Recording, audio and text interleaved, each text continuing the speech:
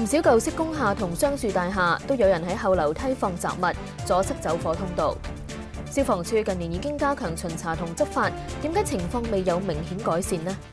佐敦華豐大廈5死3級火1年，違規嘅情況仍然嚴重，要點樣處理呢？歡迎收睇時事多面睇。佐敦華豐大廈舊年發生火警，造成5死40傷，有立法會議員就形容係血的教訓。但係1年過去，我哋再次嚟到視察，發現有滅火筒被移走去做門擋，令到應該保持關閉嘅防煙門變成長期開放。點解居民未有吸取教訓呢？呢度唔係一個工廠單位，而係長沙灣一棟工廈嘅後樓梯，地下堆積大量雜物，包括電子零件同埋金屬器材。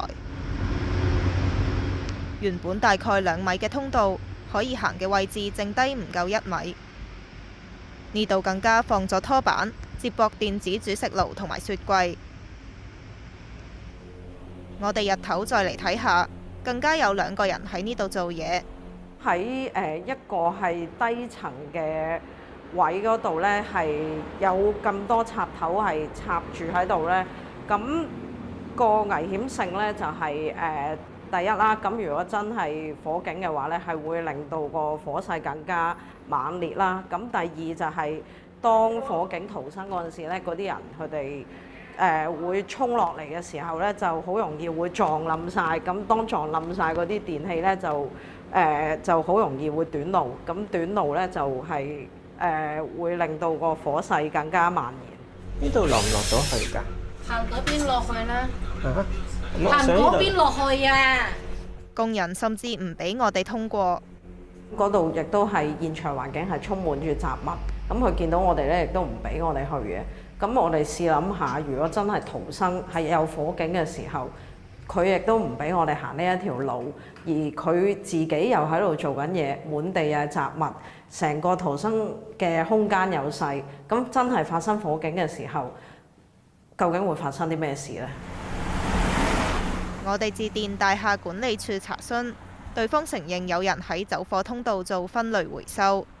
可能你見到有人喺度嘅時候，就係去分翻好邊度，因為有啲嘢可能會回收到嘅，我哋會攞去做回收咁樣啦。如果唔係當垃圾咁掟走嘅，我哋揾人去清緊咁解啫嘛。消防處回覆話，今個月派人巡查呢棟大廈嘅時候，發現個別樓層嘅梯間同埋公用走廊有雜物阻塞嘅情況。已經發出2張消除火警危險通知書，同埋提出1宗檢控。曾永雪再到同區另一棟工廈，同樣發現多個樓層都有人將貨物存放喺後樓梯嘅位置。部分雜物嘅隔離貼有大廈管理處今年3月發出嘅通告，要求相關人士4月之前清理。呢一度嘅大型傢俬同埋垃圾都依然擺咗喺個梯間，依然係阻塞緊走火通道嘅。咁我哋可以見到呢一啲通告都係形同虛設嘅。見到咧呢度其實好多積車架咧，佢哋都嗰啲角咧，亦都突咗出嚟。咁如果衝過去跑嘅時候，亦都好容易會撞到呢一啲角嘅。